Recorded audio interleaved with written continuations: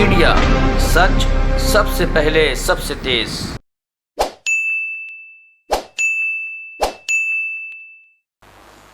नमस्कार साथियों, थोड़ा इसका वॉल्यूम का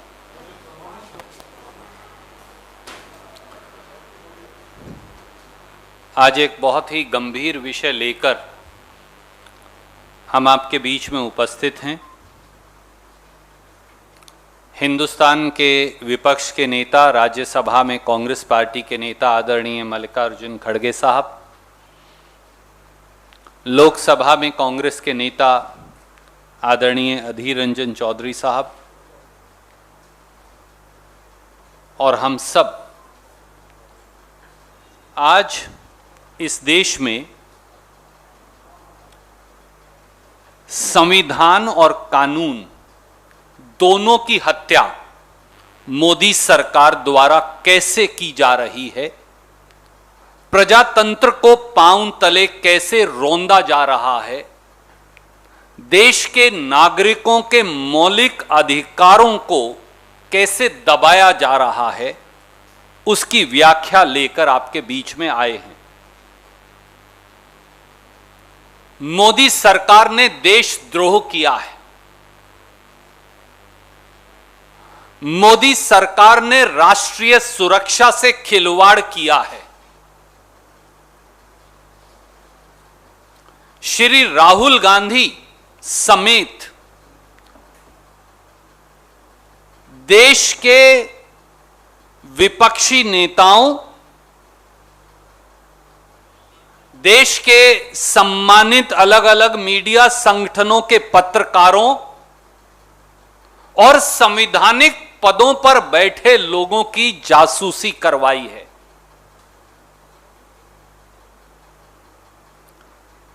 भारतीय जनता पार्टी का नाम बदलकर अब भारतीय जासूस पार्टी रख देना चाहिए। देश के लोग अब कह रहे हैं, अब की बार देशद्रोही जासूस सरकार।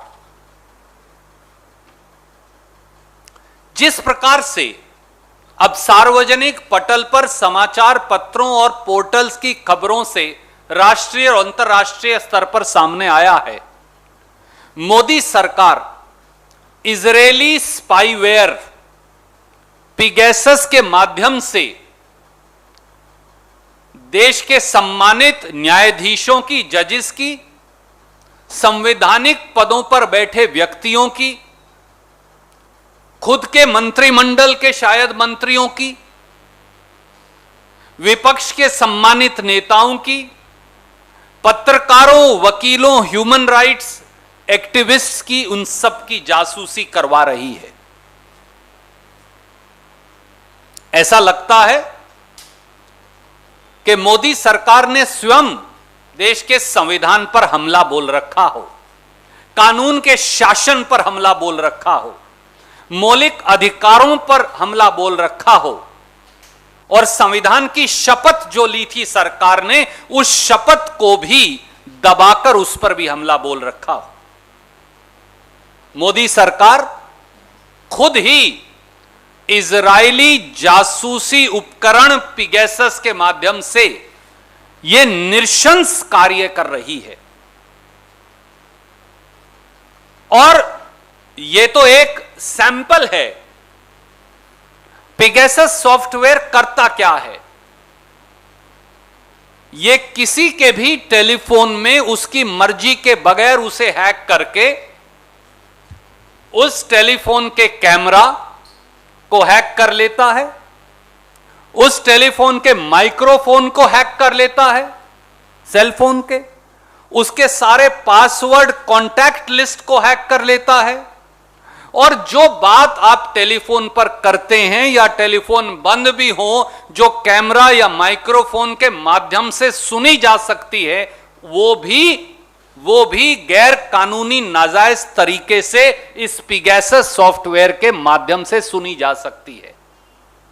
देशवासियों, आप में से किसी के टेलीफोन के अंदर भी नाजायज तौर से यह इजरायली सॉफ्टवेयर पिगैसस मोदी सरकार डाल सकती है। आपकी बेटी, आपकी पत्नी के टेलीफोन के अंदर यह डाल सकती है।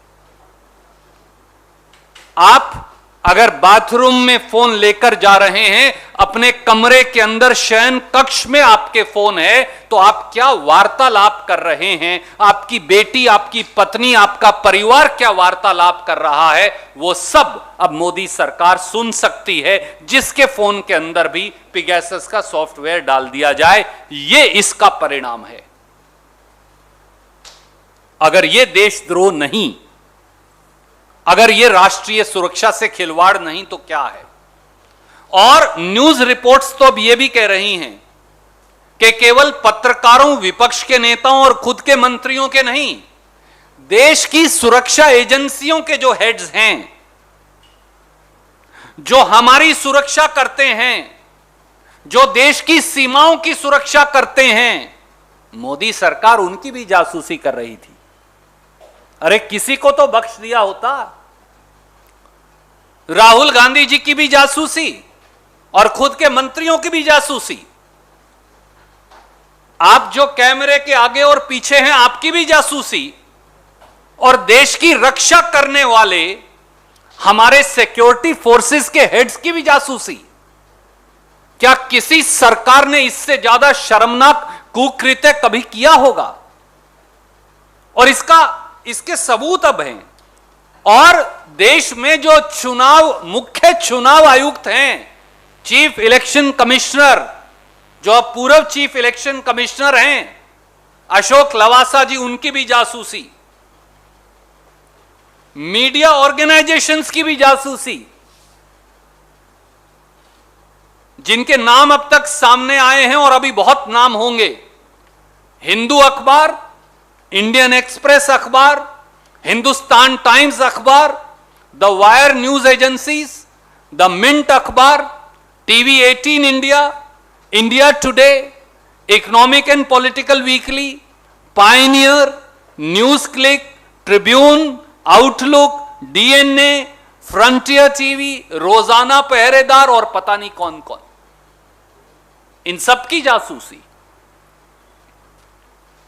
इसीलिए तो बीजेपी अब भारतीय जासूस पार्टी बन गई है। और जासूसी के तो वो पुराने इस मामले में करवाते ही रहे हैं। और दोस्तों, ये जासूसी आज से नहीं चल रही, ये पिछले लोकसभा चुनाव से भी पीछे से चल रही है, और इसका सबूत उपलब्ध है। आज मैं वो सबूत आपसे फिर साझा करने लगा हूं।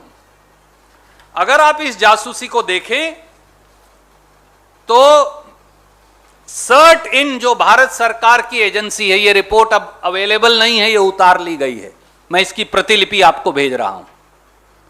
ये सर्ट इन ने रिपोर्ट दी थी कि व्हाट्सएप के माध्यम से पिगैसस इजरायली सॉफ्टवेयर से टेलीफोन्स को हैक करके सीधे सीधे जासूसी चल रही है। ये मैं नहीं कह रहा, ये भारत सरकार की जो एजेंसी है, उन्होंने लिख के रिपोर्ट दी है। और इसमें उन्होंने बाकायदा लिखा, original issue date is May 17, 2019. A vulnerability has been reported in WhatsApp which could be exploited by a remote attacker to execute arbitrary code on the affected system. और ये बाकायदा ट्रैकर न्यूज और सब कुछ इसके अंदर दिया है। अब साथियों, सवाल ये है कि ये पिगैसस है क्या? ये एक इजरायली कंपनी है, NSO, और ये कहते हैं कि हम ये सॉफ्टवेयर केवल और केवल सरकार को ही बेचते हैं और किसी को नहीं। कोई कह सकता है भैया ये तो सरकार, मोदी जी ने तो खरीदा नहीं होगा, तो मैं इसलिए उनकी वेबसाइट का भी आपको रिलीज कर रहा हूं। ये पिगैसस NSO की वेबसाइट से, और उन्होंने साफ तौर से कहा NSO products are used exclusively by government, intelligence and law enforcement agency to fight crime and terror. Modi ji, Rahul Gandhi ji के फोन की जासूसी करवा के आप कौन सा क्राइम और टेरर से लड़ाई लड़ रहे थे? Hindu, Indian express, TV 18, India today, frontier TV, wire, news click, इनकी जासूसी करवाकर आप कौन से टेररिस्ट से लड़ रहे थे? आप हिंदुस्तान के चीफ इलेक्शन कमिश्नर की जासूसी करवाकर कौन से उग्रवादी से लड़ रहे थे? आप एसोसिएशन फॉर डेमोक्रेटिक रिफॉर्म्स के जगदीप छोकर साहब की जासूसी करवाकर कौन से उग्रवादी से लड़ रहे थे? और अब सामने आएगा, अब अपने खुद के कैबिनेट मंत्रियों की जासूसी करवाकर कौन से उग्रवादियों से लड़ रहे थे? और संवैधानिक पदों पर बैठे लोगों और शायद जजेस की जासूसी करवाकर क्या ये उग्रवादी और आतंकी हैं? और राहुल गांधी जी के स्टाफ की जासूसी करवाकर, अब 5 लोगों के उनके स्टाफ के भी नाम सामने आए, तो आप कौन से उग्रवादी से लड़ रहे थे? क्योंकि ये पिगैसस का सॉफ्टवेयर तो केवल आपको बेचा गया, सरकार को बेचा गया और आपने खरीदा। और तीसरा हिस्सा,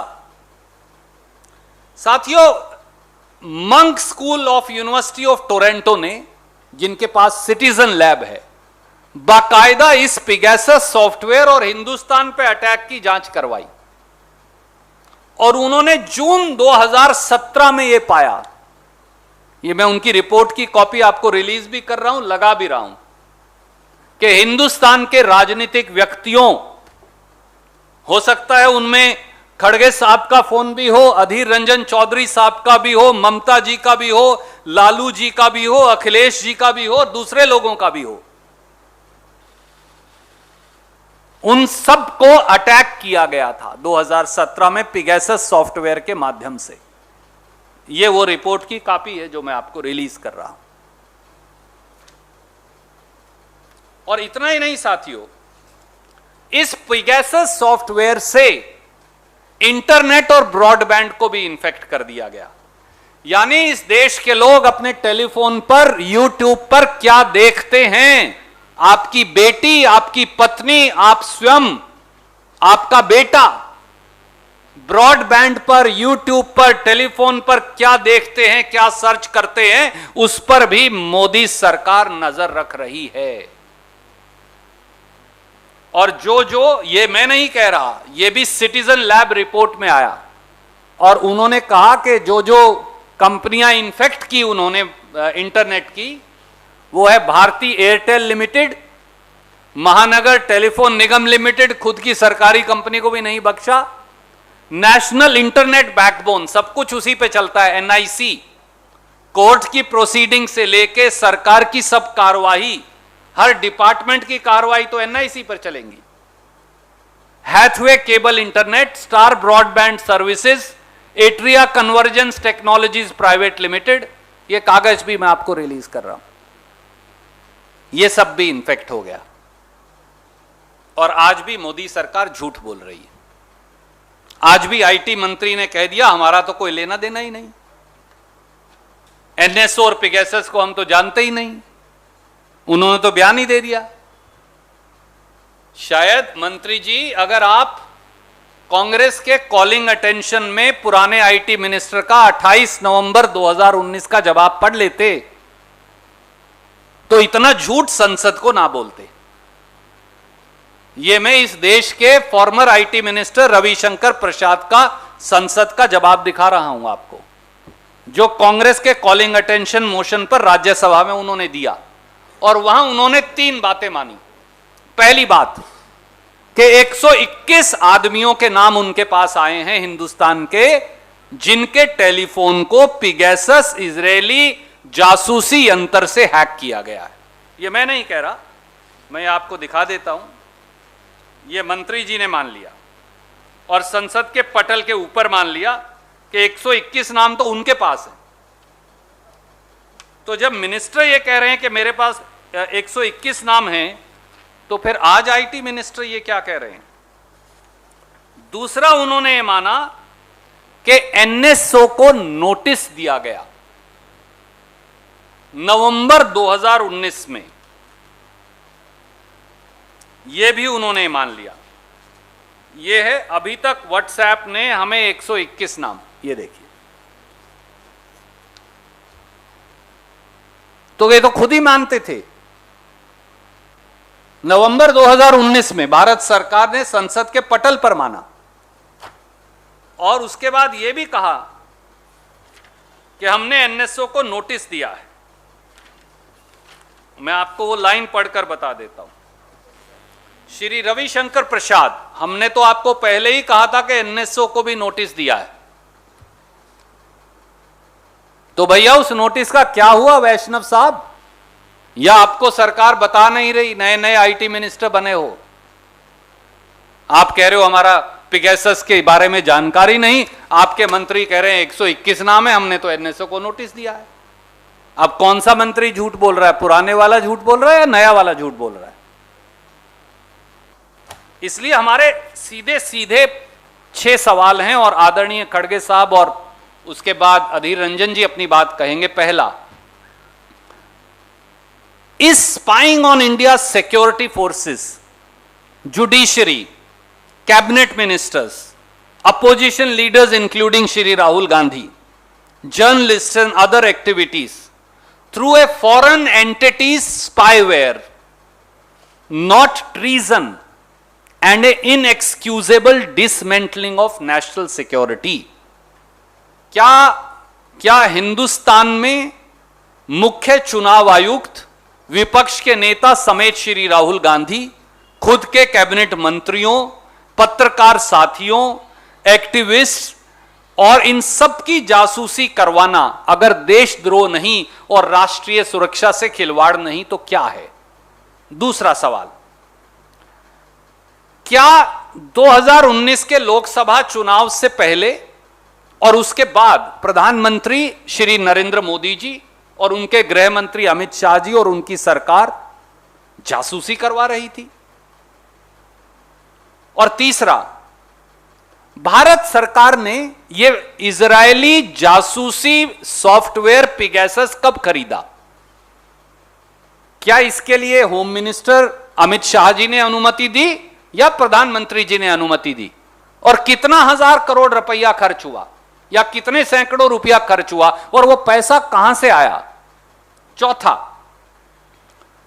अब यह साफ है कि अप्रैल मई 2019 में, यह देखिए यह सर्ट इन की रिपोर्ट है, भारत सरकार को इस सॉफ्टवेयर की जानकारी थी।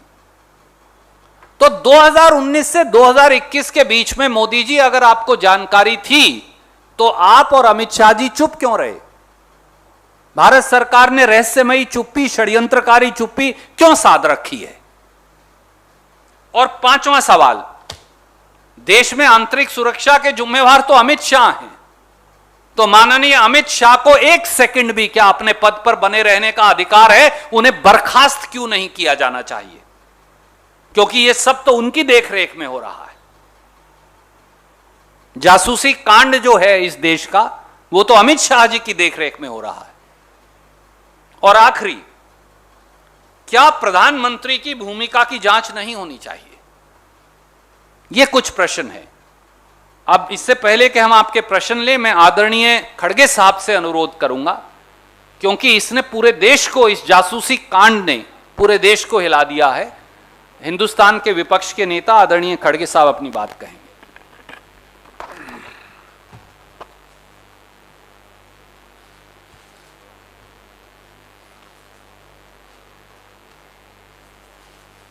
अभी सुरजेवाला जी ने जो तफसीली के साथ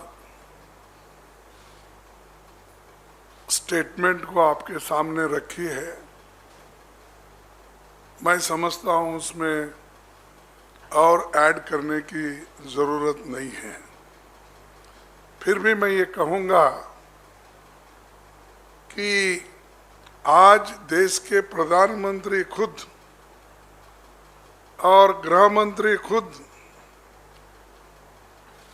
अगर लोकतंत्र में विरोधी पार्टियों के नेताओं की जासूसी करना और बहुत से पत्रकारों के पीछे भी जासूसी करना, इतना ही नहीं खुद के मंत्रियों का भी उन्होंने जासूसी कर रहे हैं, इसका सबूत मिला है और वो आपके सामने तफसीली के साथ वो रखे हैं। यहाँ तक भी नहीं, हमारे राहुल गांधी जी के उनका भी जासूसी उन्होंने किया है। और अभी कितने लोग आते हैं मुझे मालूम है, कांग्रेस के, दूसरे पार्टी के और उनके खुद के पार्टी के। तो इसकी जांच होने से पहले मैं तो ये कहूंगा, खुद अमित शाह साहब रिजाइन करना चाहिए, मोदी साहब की इंक्वायरी होना चाहिए। अगर आप लोकतंत्र में विश्वास रखते हो, अगर लोकतंत्र के उसूलों से चलना चाहते हो, संविधान के तहत इस देश को चलाना चाहते हो, तो आप इस जगह पे रहने के काबिल नहीं है। हम इसलिए नहीं कह रहे कि वो अधिकार में है और हम अपोजिशन में हैं, इसीलिए ये बात नहीं कह रहे। जब सबूत हमको मिला और बहुत से पत्रकारों के, जैसा कि सारे नाम उन्होंने बताया, जो भी हमारे प्रिंट मीडिया है, टीवीज है, सारे के नाम बताया, फिर मैं दोहराना नहीं चाहता हूं। इन सबको ये क्या सब टेररिस्ट है? अरे जो नेशनलिस्ट पेपर आजादी के पहले देश की सेवा के लिए, देश के आजादी के लिए लड़े हुए न्यूज़पेपर्स हैं। अब हिंदू लो, इंडियन एक्सप्रेस तो फ्रीडम ऑफ एक्सप्रेशन के लिए लड़ा हुआ पेपर है। और ऐसे कहीं, सबका मैं एक दो कहकर ये नहीं कहता कि जो नाम उन्होंने बताया, वो सभी पेपरों में सत्यता को बाहर निकालने के लिए कोशिश की है। उनके पीछे आप गिरे हो। और जो सैनिक देश के लिए लड़ रहे हैं और उसके मुखिया हैं, उनके पीछे भी आप लगे हो। एक तरफ देशभक्ति की बात करते हो और दूसरे तरफ जासूसी लगाते हो उनके पीछे। ठीक है, अगर आपके मंत्रियों के पीछे जासूसी आपको करना है तो कर लो, क्योंकि आपकी अगर तक पलटती है या कोई कुछ कर रहा है तो आप, लेकिन ये लोग क्या करें? ऐसा तो कुछ भी करना इस लोकतंत्र में ठीक नहीं है। लेकिन आज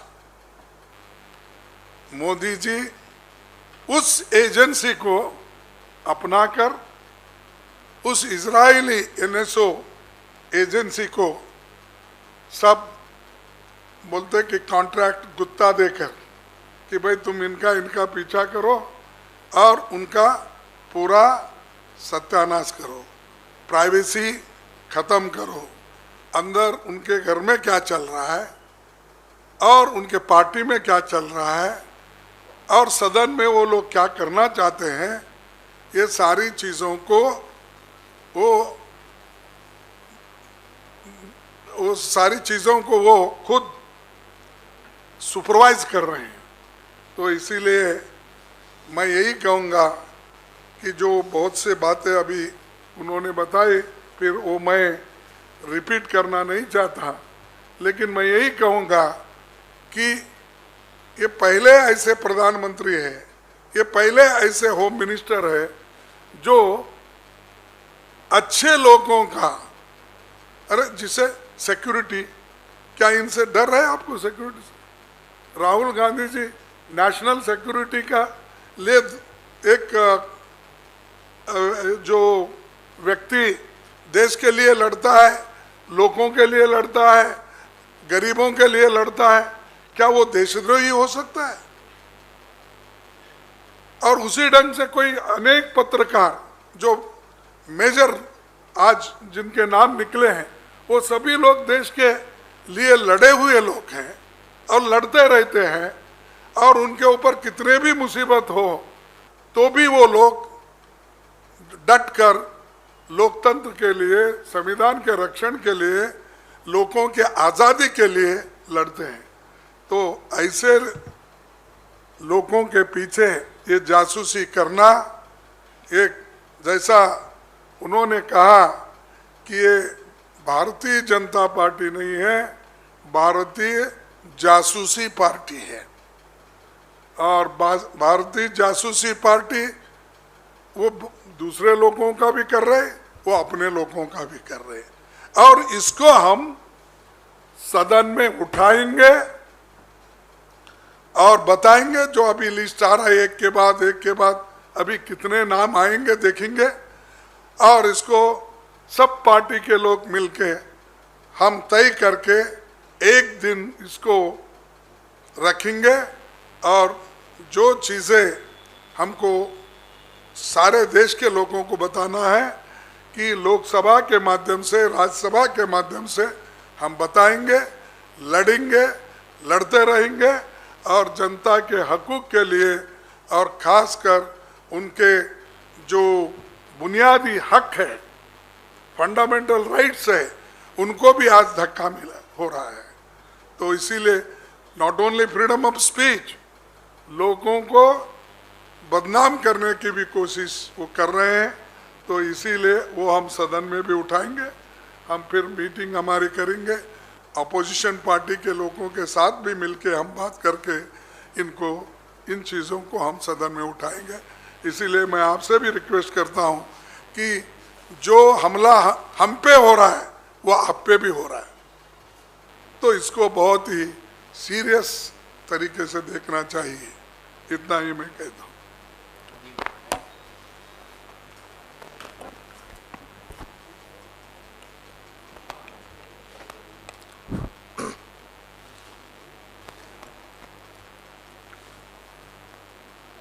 सुरजेवाला जी और नेता राज्यसभा मल्लिकार्जुन खड़गे साहब सारे व्याख्या आप लोगों को सामने किए चुके हैं। मोदी जी कहते हैं कि हम डिजिटल इंडिया की पैरोवी करते हैं, लेकिन आज हम ये देख रहे हैं कि ये डिजिटल इंडिया नहीं है बल्कि surveillance India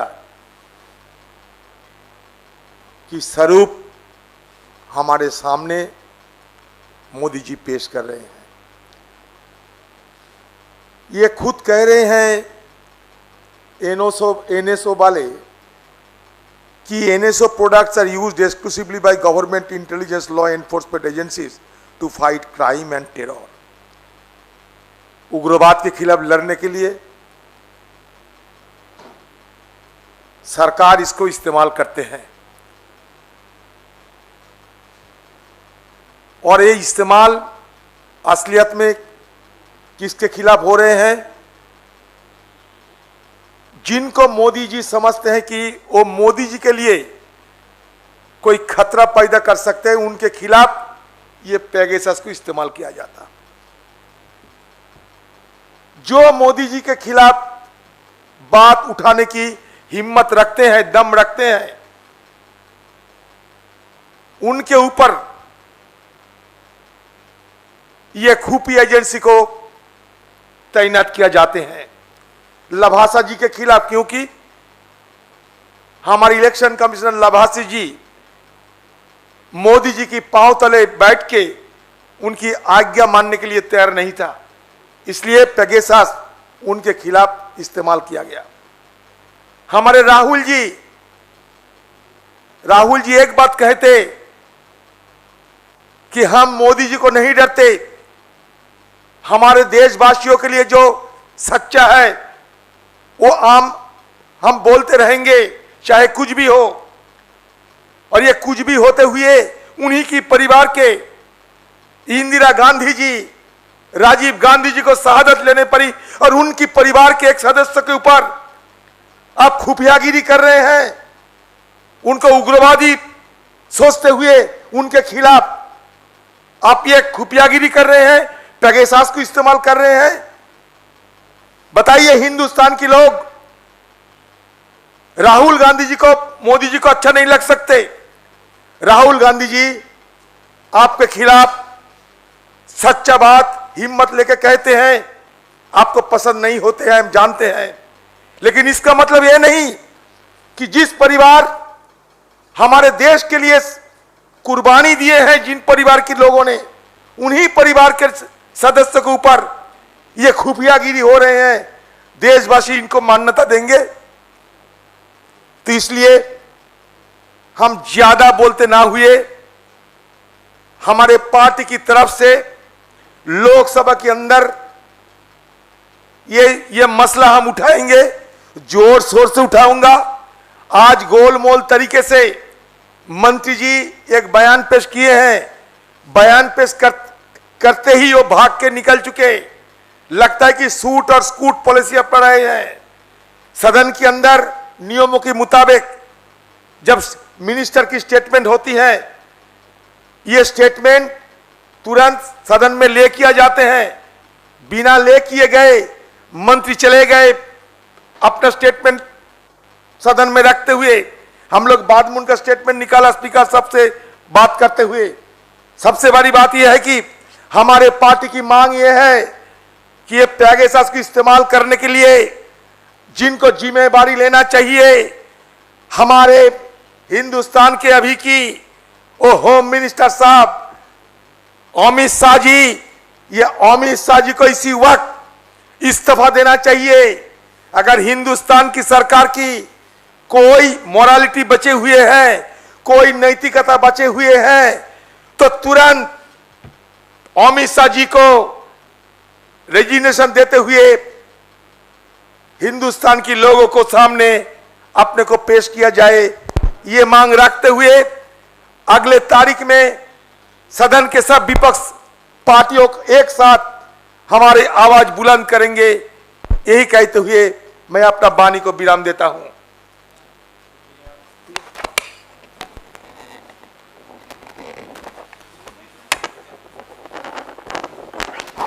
Any questions you're welcome to ask. We'll begin there and then I'll come. Yes, please.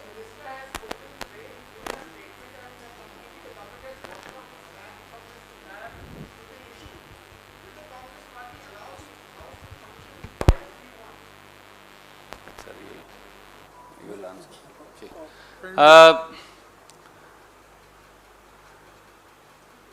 Modi government has murdered fundamental rights, rule of law and its constitutional duties in broad daylight, as is now apparent from deployment of the illegal Israeli spyware Pegasus to spy upon the peoples that, and the category of people that we mentioned. Modi government and its ministers cannot wish away this harsh reality. Constitution has been trampled upon, rule of law has been murdered, and the oath of office that the Prime Minister and the Home Minister and this government took to protect and defend the Constitution lies in tatters. As I pointed out to you today, the former IT Minister on 28th of November 2019 in Rajya Sabha had admitted that 121 names are such where possibly WhatsApp was infected through the software. He had also admitted that NSO, the manufacturer of the spyware Pegasus, had been issued a notice. What happened in 2 years? The minister should have answered, the Prime Minister should have answered, and Home Minister who is in charge of internal security should have answered. And as Khadge Saab and Adhir Ranjan Chaudhary ji rightly said, you want to spy upon your own ministers? It's unpardonable sin, but it's one thing. But are journalists terrorists? Are leaders of oppositions criminals? And what about the heads of security forces, which are allegedly, whose names and phone numbers are there? Present and former heads of security forces. What about those holding constitutional offices? Is the Chief Election Commissioner of India a criminal? The person responsible for deployment of this illegal spyware Pegasus is none less than the the Home Minister of India, who must be sacked, Shri Amit Shah, and a full inquiry, including inquiry into the role of Prime Minister, has to be held. Thank you.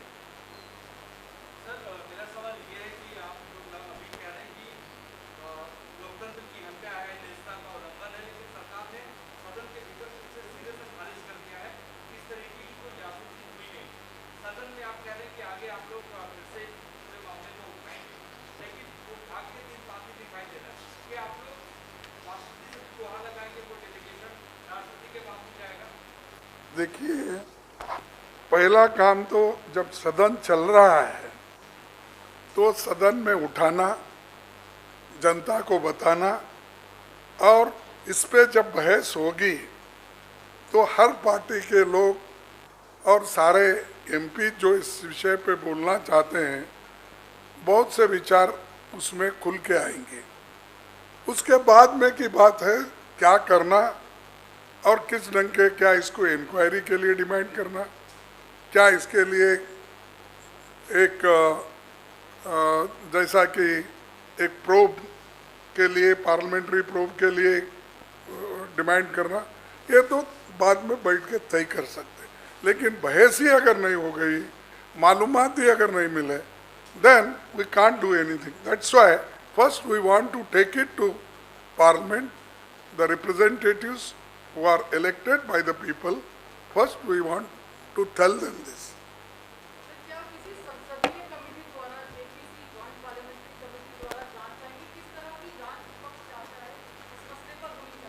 देखिए, वो तो हो जाएगी बाद में, पहले तो इस विषय को उठाकर, और भी आएंगे ना विषय, ये 2 दिन का लिस्ट उन्होंने पढ़ा, 2 दिन की बात है। अभी देखिए आगे आगे क्या होता है। ये इब्तदाई है, क्या बोलते उसको, इब्तदाई, हमसे इब्तदाई इस कर रहे हैं वो मोदी साहब हमसे, देखेंगे आगे आगे क्या होता है।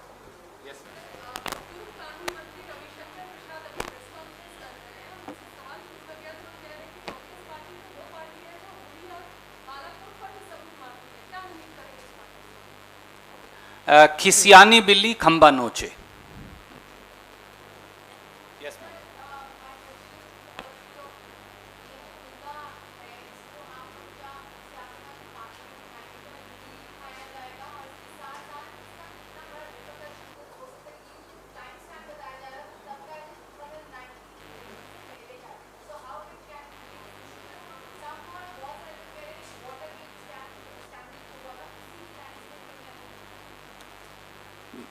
मैम,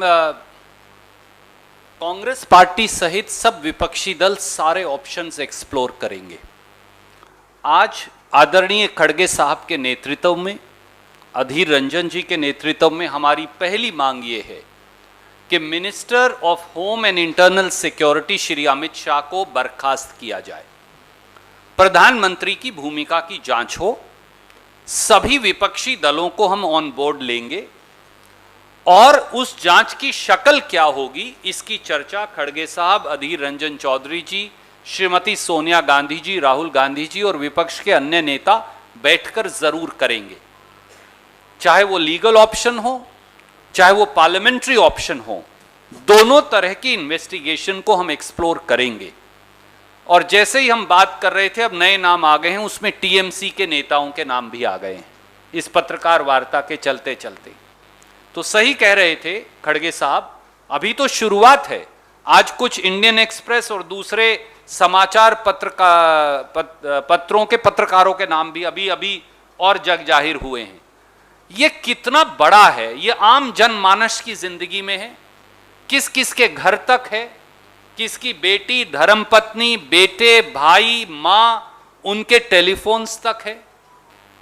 मोदी जी और उनकी सरकार किस किस के घर और बाथरूम में झांक रही है, किस तरह से किस किस के कमरों के और घरों के अंदर झांक रही है। उनका बेटा या बेटी क्या देखते हैं, सुनते हैं, सर्च करते हैं, पढ़ते हैं, इनमें देशवासियों के किस किस के टेलीफोन्स के अंदर झांक रही है।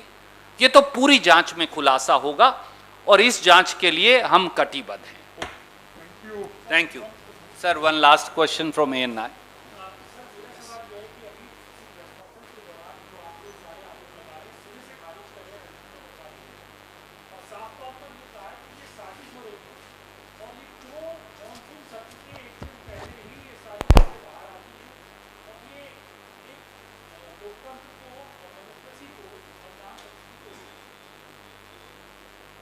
आदरणीय मित्र, एक और मेरी बहुत आदरणीय मित्र ने यही सवाल पूछा था।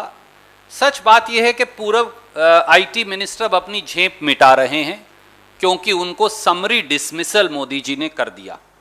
और मैंने जो आपको पढ़कर सुनाया है ये पेज 78 से लेकर और पेज 125 तक, अगर कुछ था ही नहीं तो आईटी मिनिस्टर इतना लंबा लंबा जवाब क्यों दे रहे थे?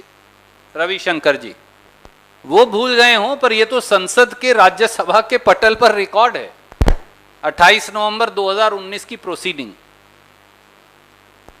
और यहां पर उनकी क्या क्या मीटिंग हुई, किस किस से हुई, उसकी डिटेल्स भी यहां पर हैं। तो इसलिए केवल अगर जंगल में शेर आया तो आंख बंद करने से शेर नहीं चला जाएगा। आप संविधान की हत्या कर रहे हैं, मौलिक अधिकारों का हनन कर रहे हैं, संविधान की शपथ जो ली थी उसको रौंद रहे हैं, और आप देश की सुरक्षा एजेंसियों के प्रमुख की, कॉन्स्टिट्यूशनल अथॉरिटीज की, लीडर्स ऑफ अपोजिशन की, अपने खुद के मंत्रिमंडल के साथियों की जासूसी करवा रहे हैं। कहीं रविशंकर जी का टेलीफोन ही ना निकल आए बाद में, तो इसलिए उन्हें कहिए ख्याल से रहेंगे।